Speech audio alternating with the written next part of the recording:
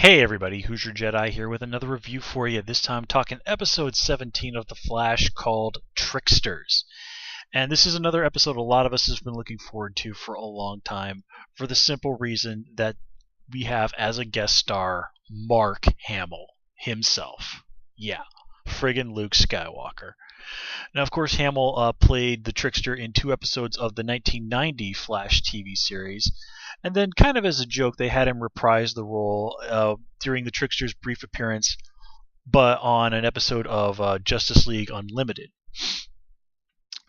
And, of course, people also know Hamill from his extensive background in doing voice work, particularly the Joker on the much-loved Batman the Animated Series, which even to this day is considered pretty much one of the absolute best interpretations of the Joker ever.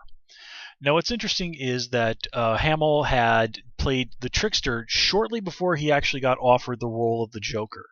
So the Trickster did come first, and I even read an interview with him recently where he was saying, like, yeah, I went in there, I did the Trickster, and I had a lot of fun with it, and then they called me into audition for the Joker, and I thought, well, they're never going to give me this role, so I'm just going to go absolutely crazy with it.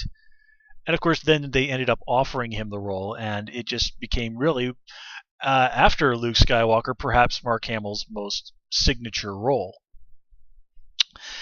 And they even use some pictures of the Trickster from the 1990 TV show here in this episode, which was a very fun thing in my book. And if now keep in mind, I never watched the original show from 1990.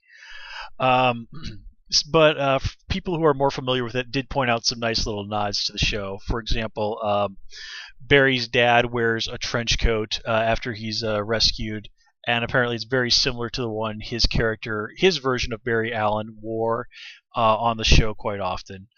And another one was the mayor, or the fellow who was running for mayor, was called Bellows, and there was a character on the Flash show in the 90s who was called Officer Bellows, and apparently they managed to bring the same actor back for this episode.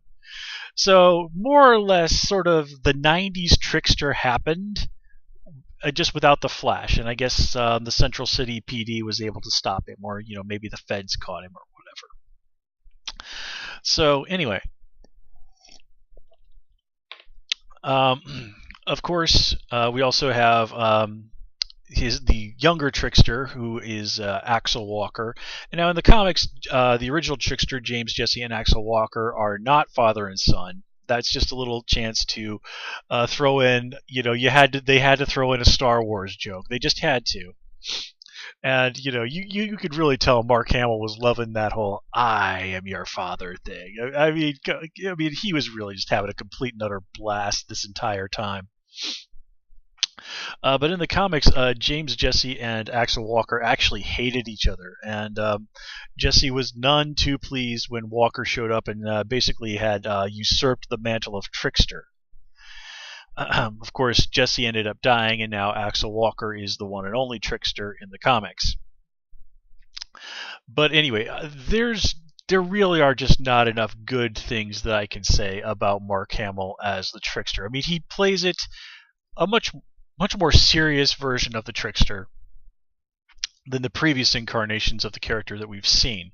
And if you're familiar with his voice work as the Joker, you can really hear that little strong undercurrent of the Joker in the voice that he uses. Again, you can't really blame him for going to his signature role for a character who is indeed very similar in some ways to the Joker. So, there's enough of the Joker in there that you really get that sense this guy is out of his mind and horribly dangerous, but he's also his own character. And I swear, I hope to God they find some way to get Hamill back sometime in the future. His commitments to the upcoming Star Wars films and all that other stuff notwithstanding. I mean, this episode really was just an idea to okay, let's bring in Mark Hamill and just let him go crazy. And of course, this is what they do, and it is phenomenal. It is just fun, fun, fun every single second that he is on there. Either he is scaring the living hell out of you, or you're just like, oh man, this is fun.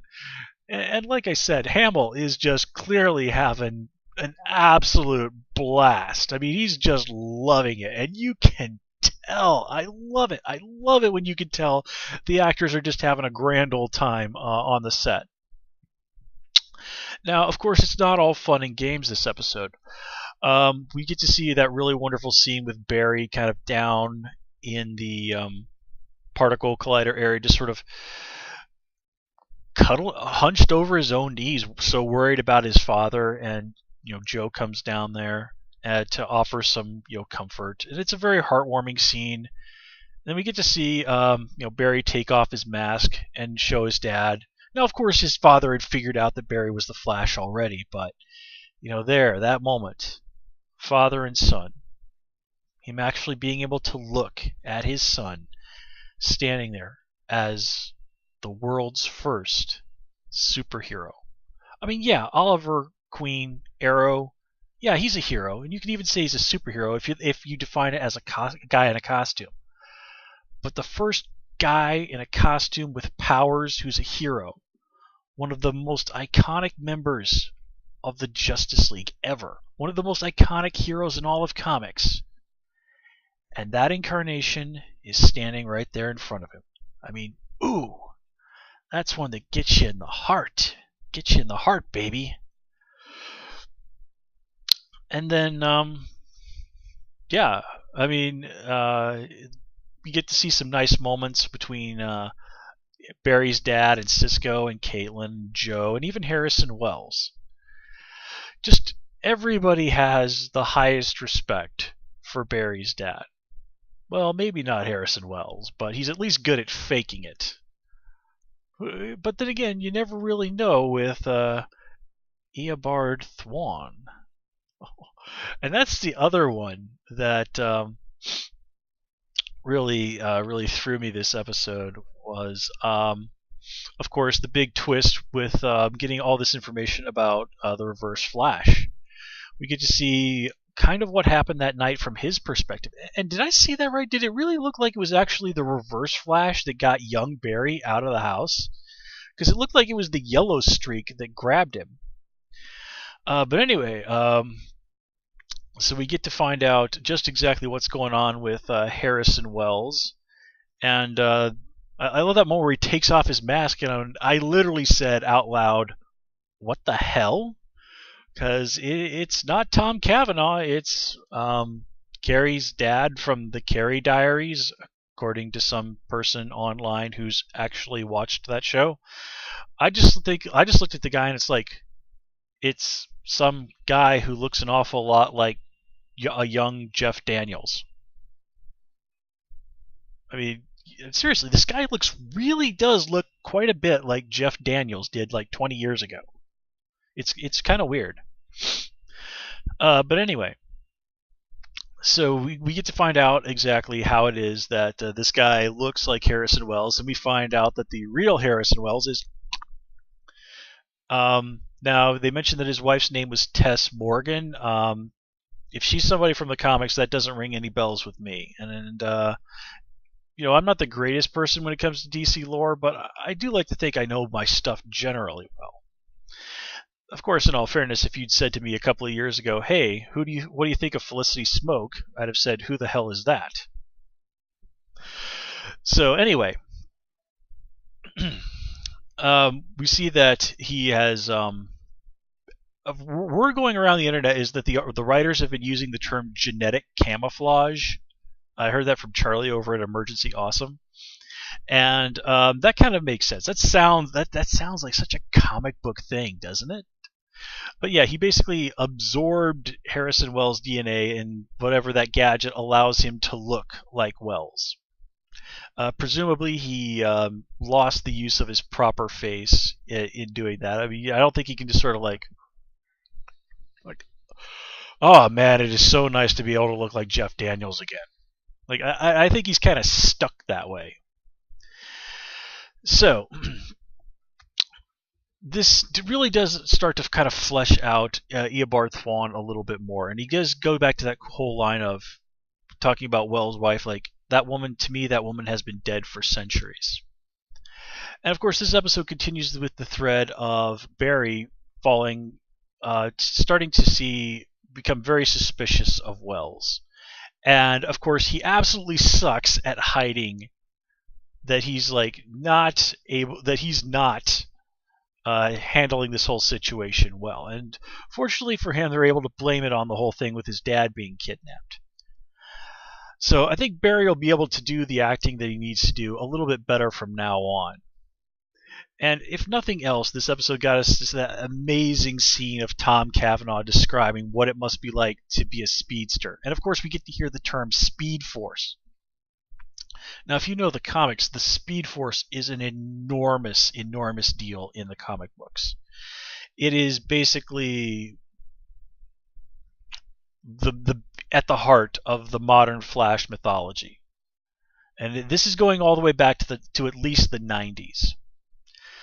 So, yeah, the words Speed Force are an enormous, enormous deal.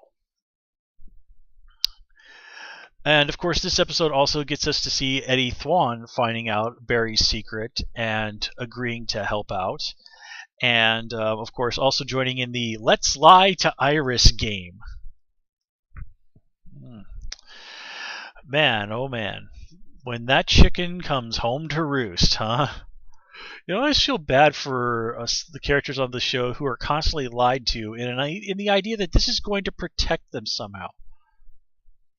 How exactly does keeping this information from Iris keep her safe? I mean, if you leveled with her, wouldn't this be a much better idea? You know, you can kind of have somebody out there in the media who is totally on the Flash's side. I don't know, man. It's just one of those things like, you know, you really probably should level with people about this, because them not knowing is much more likely to have them blundering into a situation that's going to get them killed than them knowing and actually being aware that, hey, there are these extremely dangerous people orbiting around this person that I love. I should probably be more cautious. But yeah, okay, whatever. And yeah, guys, I think that's all I kind of had to say about this episode. Again, this was such an amazingly fun episode. This is without a doubt going to go down as one of the best episodes of the season, and probably for however long this show goes, one of the best episodes, period. I mean, it's just that damn good. Anyway, guys, that's all I have for you this time around. As always, please comment, rate, subscribe, and of course, you can follow me on Twitter at Hoosier Jedi. Till next time, take care and have a good one.